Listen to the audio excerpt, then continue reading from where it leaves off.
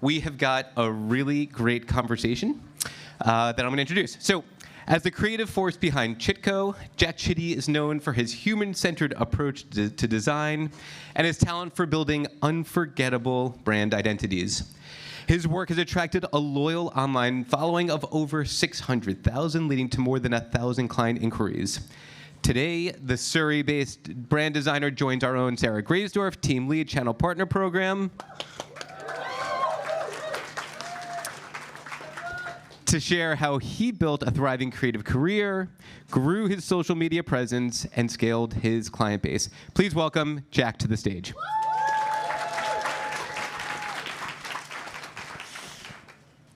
Hey, Jack. Hi. As you guys will come to see, Jack has a British accent.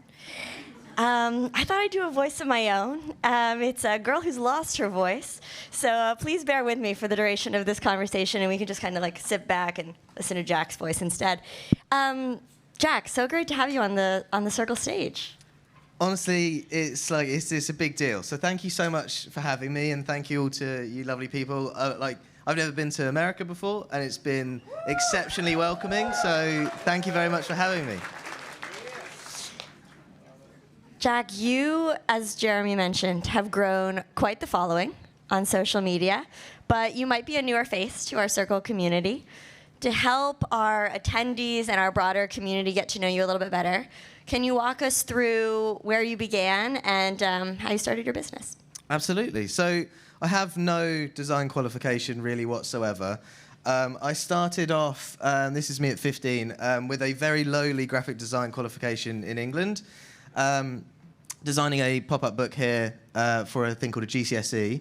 I then got into product design because my dad taught it. And then so I was building a vase and like this really rubbish shoe tree type situation. And then came the conversation of university and what I was going to do when I was there. And so I was kind of like speaking to my parents, and I didn't know what kind of creative career I wanted. So my mum suggested that I would do English because I was quite good at that. And so I did English at university, but started and failed so many different creative businesses.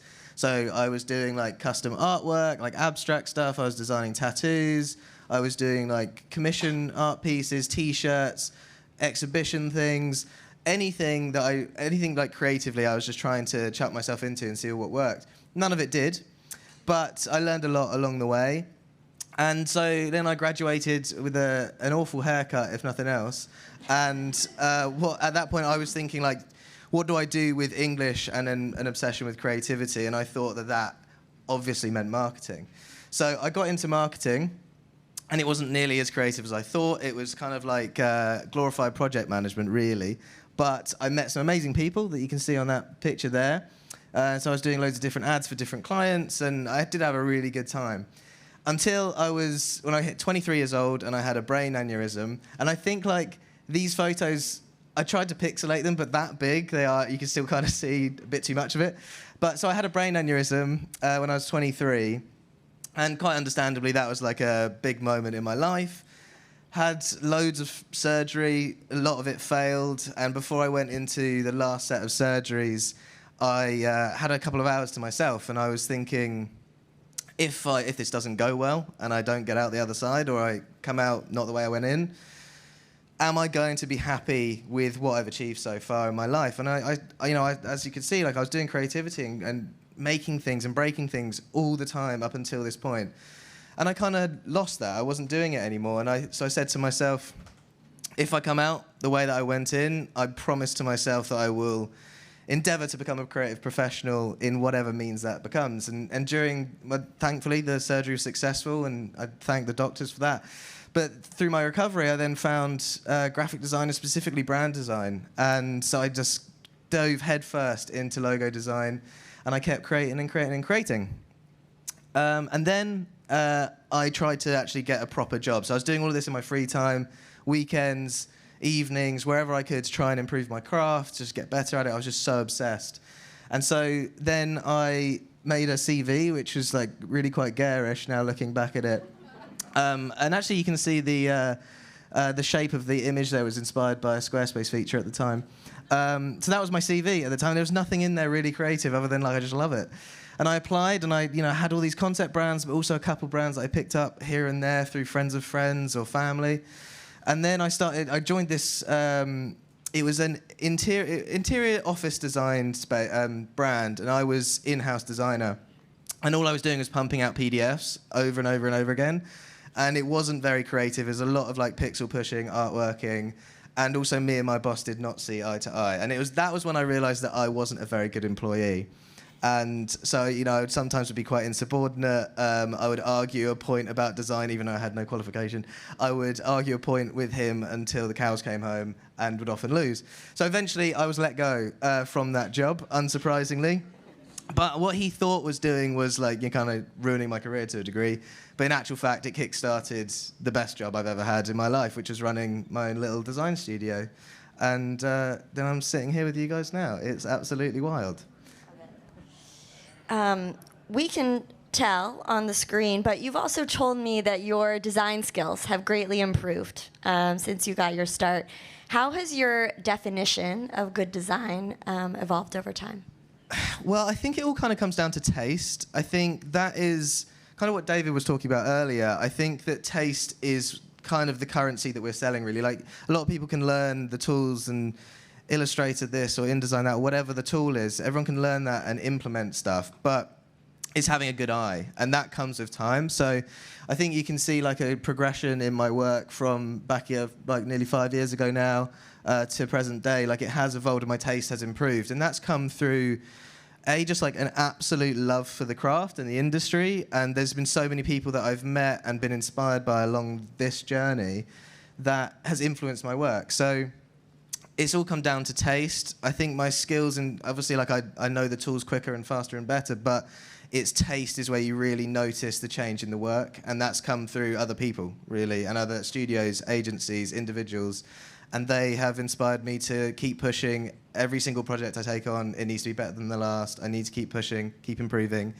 So yeah, it's all come down to taste, I would say. What do you feel like it looks like for design to improve? Like, what does that mean to you?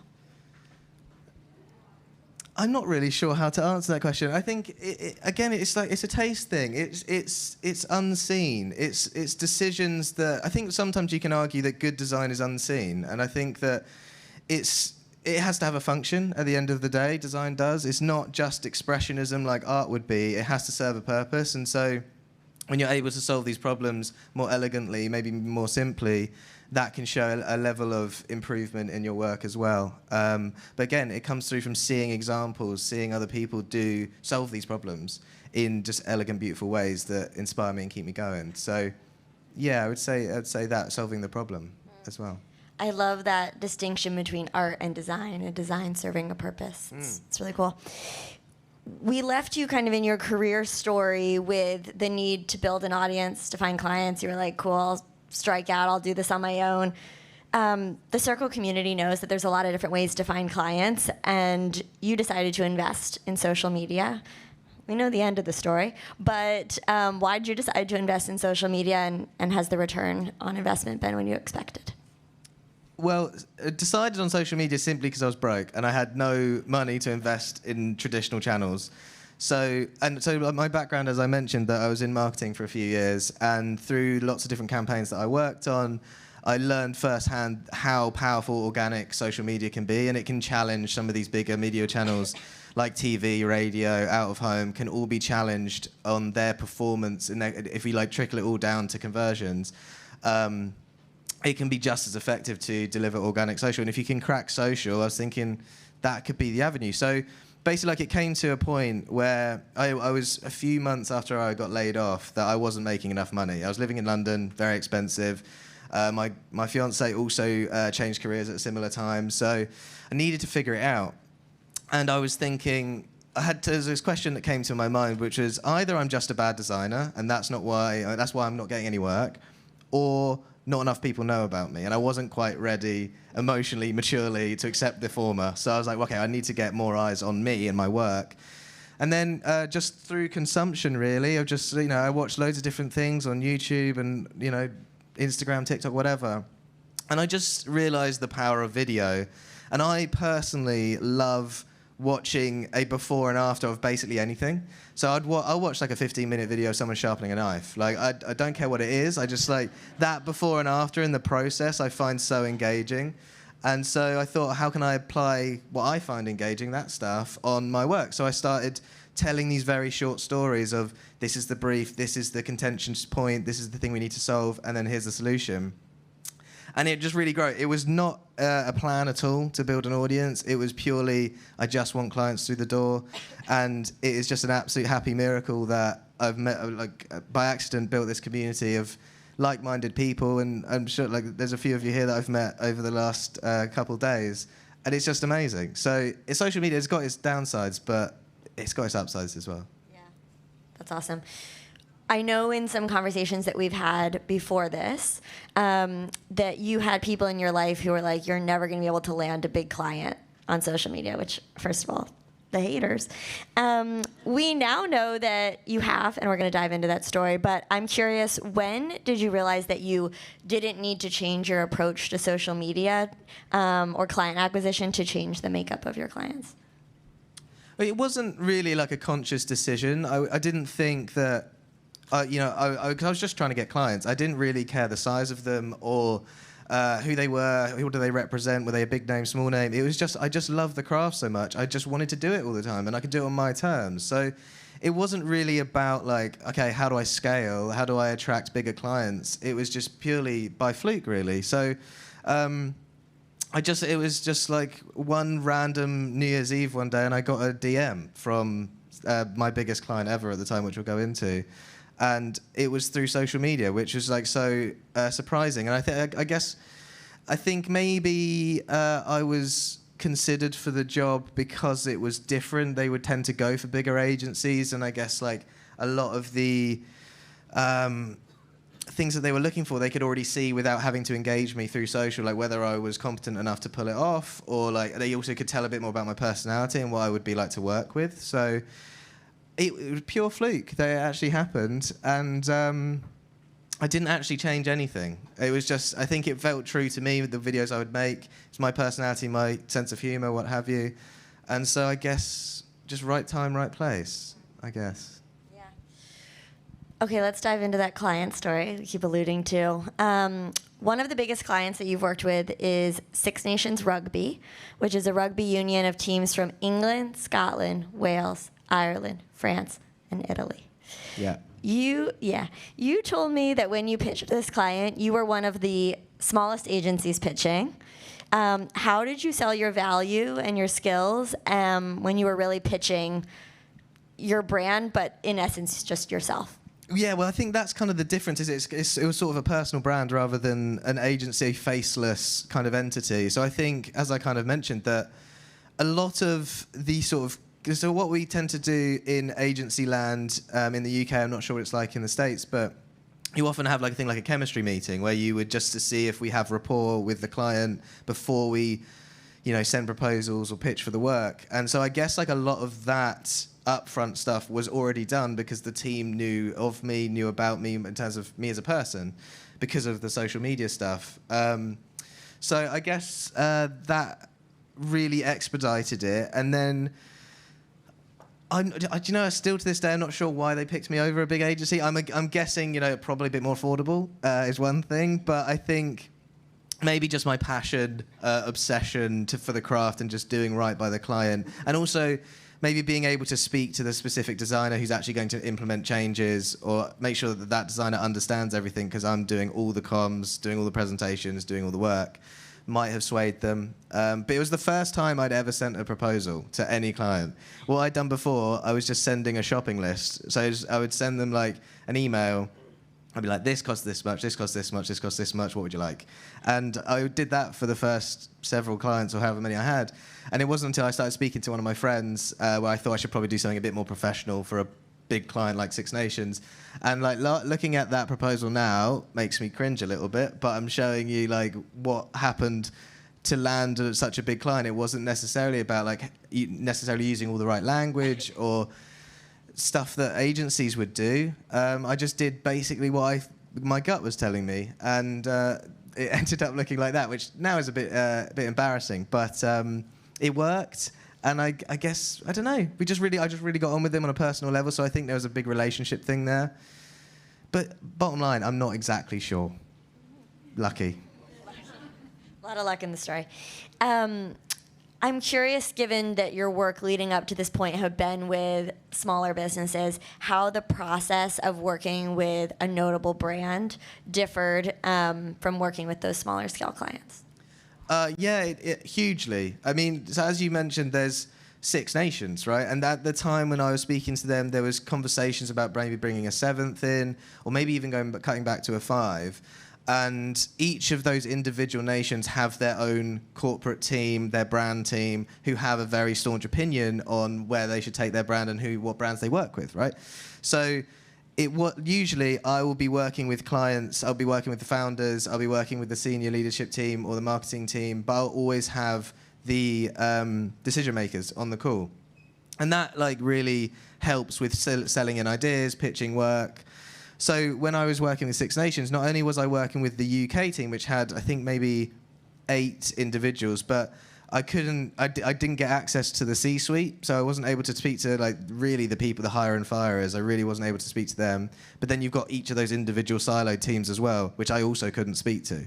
So I had to create presentations, and the way that I was presenting had to be replicatable for the people that were going to relay it to the other teams. And that's always the biggest fear as a creative, is you spent all this time, care and attention going over each individual detail and the way that you pitch your work, to then have someone else try and say it to someone else and sell it in with the same enthusiasm, using the right tone of voice and words, was difficult. So it was a massive learning curve from that perspective. But I also, because I was really nervous, I thought I'd been doing my process incorrectly up until this point. So I thought, I'm just going to start again.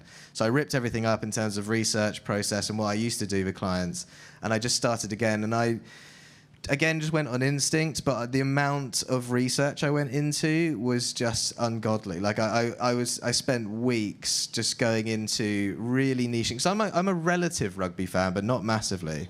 And I thought that was going to hinder me in the project, but I was so excited to work on it. I just learned everything. So, and then the way I was pitching, I was looking into different verticals, different competitors, industries and stuff. So I was looking into everything, audience profiles, as much as I could do. And it worked out all right. This was the first round, which is still one of the best things I ever did, I think, but unfortunately didn't get over the line. But so yeah, the level of research, the level of work that went into it, and then also the way I had to communicate had to be easily relayed to other people, and still with the same sort of level of effectiveness was a challenge. So yeah, lots of stakeholders. I would love if you would be so vulnerable as to share kind of how the process went and where it ended, and maybe what you learned along the way. Yeah, so I think it's on the next slide, if it goes.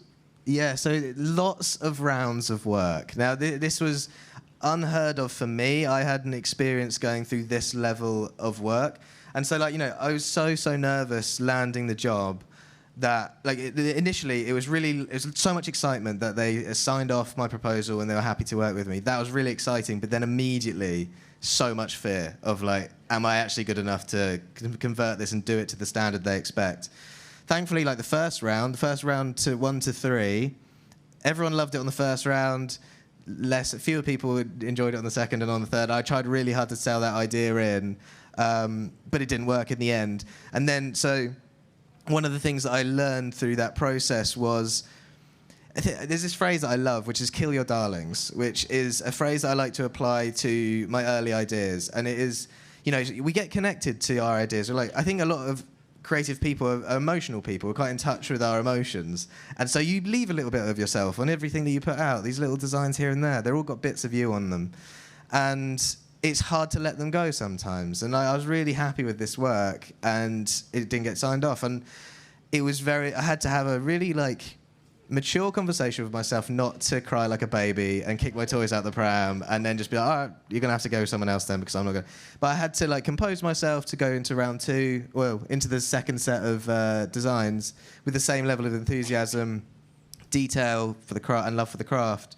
So that was a massive learning curve, was the amount I had to do work creative-wise whilst keeping my cool and not kind of losing it, because at the end of the day it was a big client for me. I wanted to make sure it was going to be in my portfolio. So I ended up doing above and beyond than what the scope was, but just needed to complete it and make sure everyone was happy. So yeah, I learned a lot. That was a big learning from it. You talked about kind of imposter syndrome as you took on this client. How do you kind of navigate that now? Do you feel like you've overcome it now that you worked with this one big client? You're like, cool, I can tackle all the design projects. No, not quite. No, imposter syndrome is fantastic. I think it is one of the best things that we can have as human beings. I think it's got really bad branding and bad PR. It's so good. Like, imposter syndrome, all imposter syndrome means is that you haven't got enough experience of the reps to convince yourself that you're going to be competent at whatever the thing is. So it's just through time and repetition that you're going to get the confidence that you're good at that thing. So all it tells you is that you're growing. You're doing something you've not done before. So it's a good thing. So when you feel impostery, reframe it as, I'm growing. And that makes it positive. So I look for imposter syndrome. I want to feel that often. So I will challenge myself in different aspects of brand design, or I'll work with a client or an industry I've not worked with before.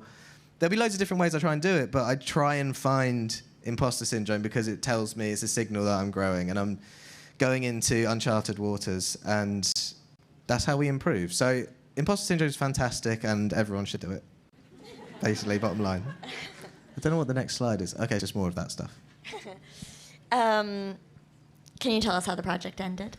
Yeah, so you can see kind of the progression, I think, on this slide. So it started off with round one on the sort of top left, and we progressed down to the finished design on the bottom right there. So the brief kept changing, which was, as I'm sure as a lot of you guys are creatives, can be really frustrating when the brief changes.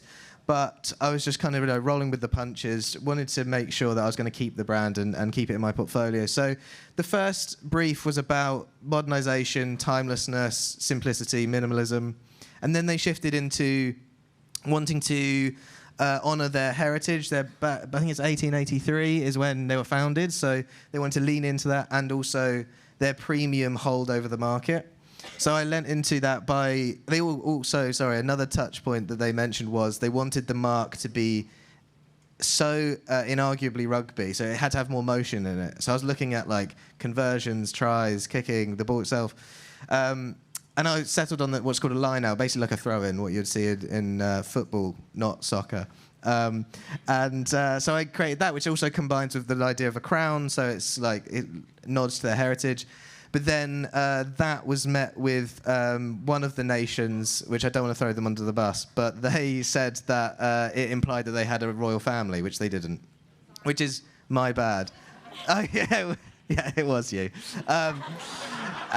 So that is totally my bad. So that was like a big learning from me. I should have known that and should have, I guess, thought that could have been a consideration. So then the brief changed again, but with the new brief came someone had just designed something internally and they were just passing it round, and it achieved sign-off internally before they spoke to me.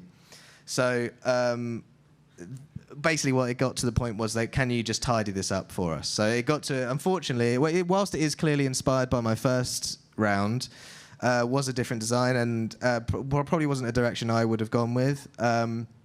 But at the end of the day, we're servicing clients, and it needed to get over the line, and so it achieved sign-off, and I just needed to make it as good as I could. So I refined it, simplified it, and we end up with that mark now. And I'm still, seeing it on the app, seeing it on the telly, and like on screens and stuff is still mad, even though it's not my direct creative work. It's still, I've touched it, and it's still got a bit of me on it. So I'm still just as proud as if any of the other stuff got signed off. Yeah. You talked about this concept of killing your darlings, of letting go of yourself and your need to have your own fingerprints on it and that kind of thing, and pulling yourself out of it. How do you kind of like reconcile the fact that at the end, like, they made a decision that maybe didn't involve you in the way that you thought that it would? Like, how do you reconcile with that? It's just the way it goes. I think, like, as I said, like, my job was to create the identity for Six Nations, and I did that.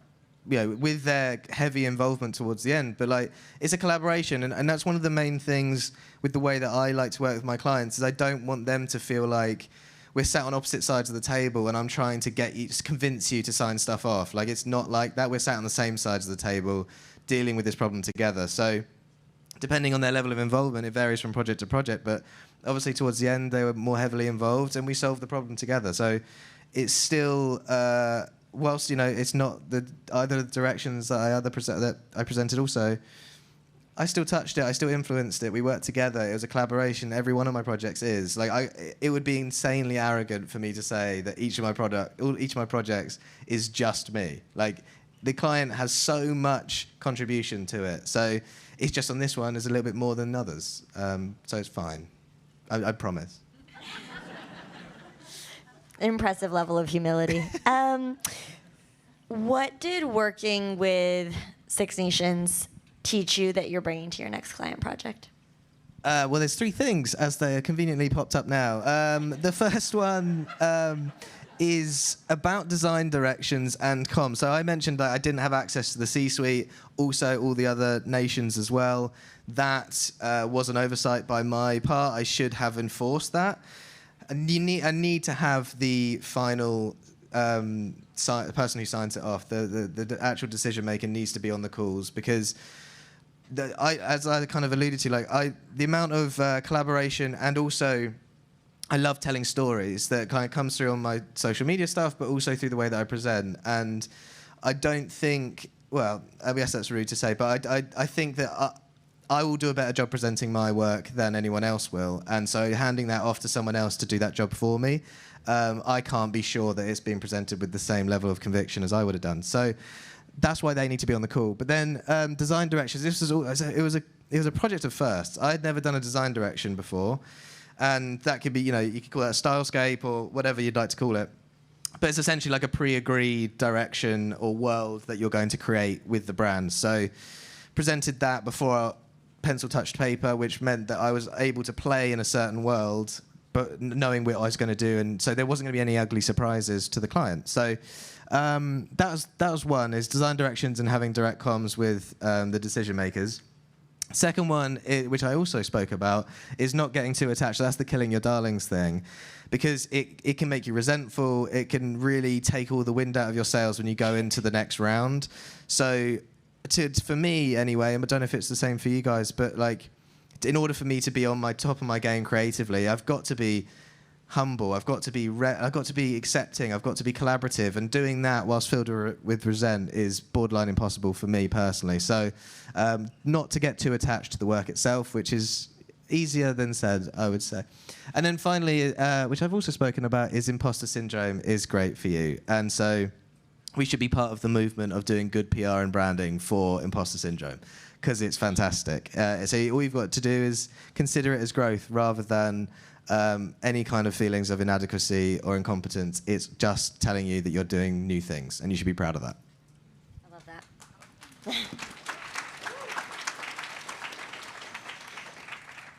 So you had your one big client. I know you've had a lot of other big clients since then. What's next for you? Where are you going from here? I don't really know. I mean, this is. I don't like making long-term plans, because a couple of years ago, I was scrambling around just to pay rent, and now I'm in a very fortunate position where I can select which clients I want to work with, which projects inspire me, or people is really the main thing, which people that I get to work with. So, and that was 2 years ago, and I could to be at this point now was like the end of my career goal, and so I've been so fortunate to get to this position. So if I say in 10 years' time I want to be X, it might change. It might be further or closer in the future. So I don't know, really. The main thing is I want to get better. I want to be... my commitment is to the craft, and I am so obsessed with design, brand design specifically. So I just want to improve. I want to get better in all aspects of design and presentation, and I learn a lot about psychology and some of those more softer skills around the outside in terms of getting work signed off, because it's not just about being a good designer when you're running your own business. As you guys know, you're wearing every different hat. You're doing finance, marketing, client relations. You're doing all of it. So getting better in all of those those different silos as well is really important for me. So I just want to grow. I just want to be better, and I don't know where that takes me. And it's got me here, which is wild. So this was never on the roadmap. So that's why I don't like having too many set in stone targets. But I just want to also, like, I kind of want to pay it forward. And I think, like, one of the things I've taken away from today with some of the talks that I've been lucky enough to listen to is about kind of leaving these little breadcrumbs behind. And as I was saying earlier, like, I don't have any design qualification whatsoever, yet I've managed to somehow work with people like Six Nations, and so I want to leave little breadcrumbs behind so other people can maybe learn a thing or two from the way that I did it, and so that we can inspire the next generation of designers. So I do that through content, I do that through longer form stuff, which I'm getting into soon. And then also, like, templatizing things, as I've spoken to a bunch of people about today, is the stuff that I use to run my studio. Because if we're creating everything from scratch every single time, it's going to be very, very time consuming.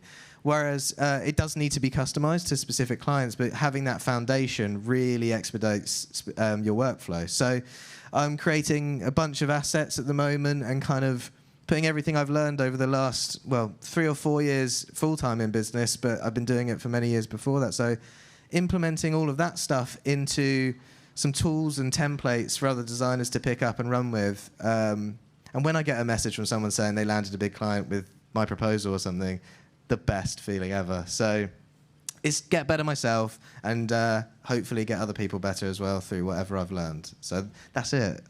Yeah. I know that collaboration over competition is one of the real hallmarks of this community. So we're lucky to have you now a part of it. Let's give it up for Jack. Thank you so much for having me. We are going to transition to a time of Q&A. I'm going to hand it over to Taylor. Hello, everyone. It's nice to be back. Jack, your story is such an inspiration. Thank you for being vulnerable and sharing it with us today. One of the first questions I have from our online audience is, do you happen to know why the brief changed with Six Nations, and what do you think you could have done differently to help prevent it? I don't think I could have prevented it. I think it was its own beast, to be honest. I think, like, the first brief, when they saw that visualized, they realized that's not what they wanted.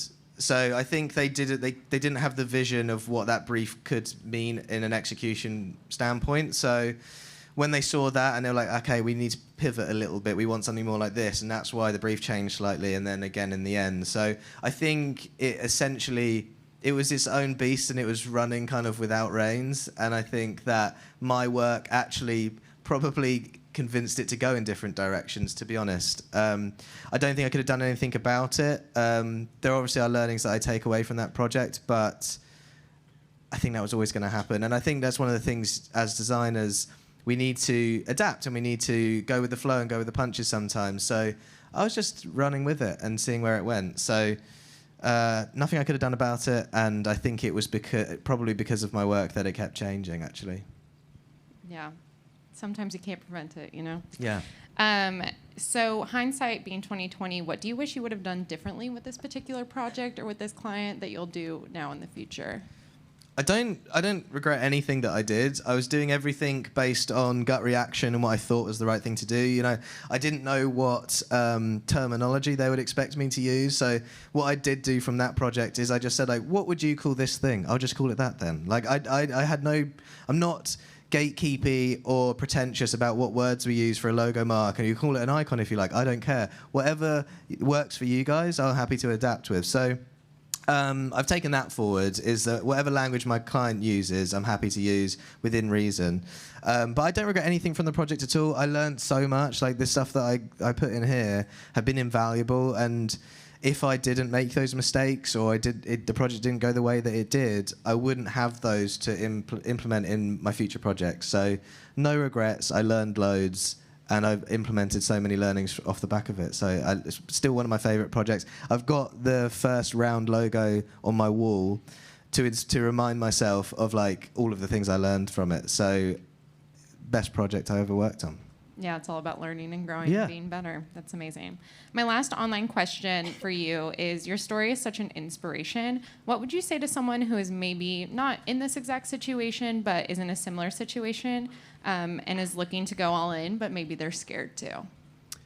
Well, so I'm really risk averse personally, in almost all aspects of my life. So I don't really like taking risks. So what I did was, whilst I was working at that in-house position, I was saving money in as much as I could, so that if I did go all in, I had like some runway to work with. So I think I probably saved up maybe even 6 months' salary, so that I could, if it didn't go well, I could at least pay bills for a while. But I was doing it all in the evenings. So when I was at that in-house job, I would get up at about 5 in the morning, and then I would work until I needed to go to work, like work on Chitco stuff, get to my actual job. Then I would run down at lunchtime into the canteen with my laptop from home and work then. Then I'd run back upstairs and do my actual job, and I'd run home and then work until about 10. And I did that for a year that I worked there. So I was just like building like revenue from that too in my evenings, so that was contributing to the runway I could build myself. But again, like I tried to mitigate as many risks as possible to give myself the best chance of making it working. So that's what I would say to you. But that's because I'm risk averse. If you're more risk inclined, then just gun it, go for it. Yeah, I think we have both in this community for sure. I'll go ahead and turn it over to the room for some in-person questions. So you talk about embracing imposter syndrome, and I'm wondering, is that just on a personal level, or is there some layer of that where you have ownership over it and transparency about it in a client-facing way? And if so, does that affect how you price that or the kind of conversations that you're having with them? Or is it like in this project, did you kind of come at it like, of course, this is what I do all the time? I see. Yeah. No. I'm very like human about it. Like I'm not gonna hide away from too many of those kind of emotions, like to clients even. But like I'm not gonna then roll over if they're like, well, if you're so like nervous about it, then just would do it for $1,000 rather than whatever it costs, you know. So there are levels to it that I won't budge on. But like at the end of the day, like we're working with people, and showing a little bit of humility and a little bit of like excitement or nerves or passion, I think actually goes a really long way in building these relationships deeper and further. So there are definitely times where I won't lean into it, and because that will end up hurting my bottom line quite severely.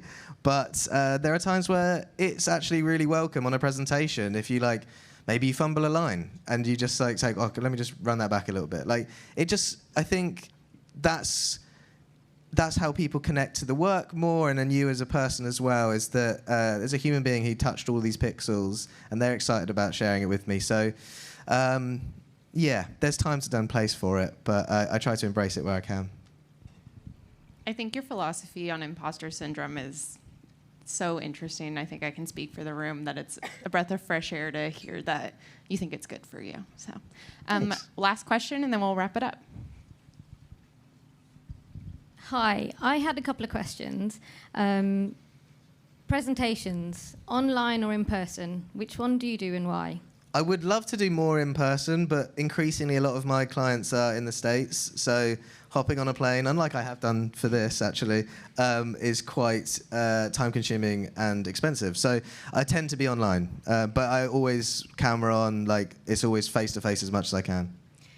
Great. The second question was, what's your take on AI and brand design? That's such a good question. I would be lying if I wasn't a bit nervous about it. It's getting better by the day, but as some of the guys were talking about earlier, it's about taste still. And I think that whilst AI is getting increasingly powerful in delivering really exceptionally well executed work, it might not land because it hasn't intuited anything from the brief. It's quite on the nose rather than conceptual or something in that space. So I think that at the moment, taste is definitely the currency. And I think like if you need a creative person and someone with the right eye to make AI work look great. So you still need creative people as it stands. But I would be lying if I said I wasn't nervous about it. But I think you've got to roll with the punches, see what happens, and adapt accordingly. So yeah, it's about taste at the moment. So once you have a good design eye, that can't be replaced yet. Great, and on that cheerful note, let's give it up for Sorry. Jack one more time. Thank you.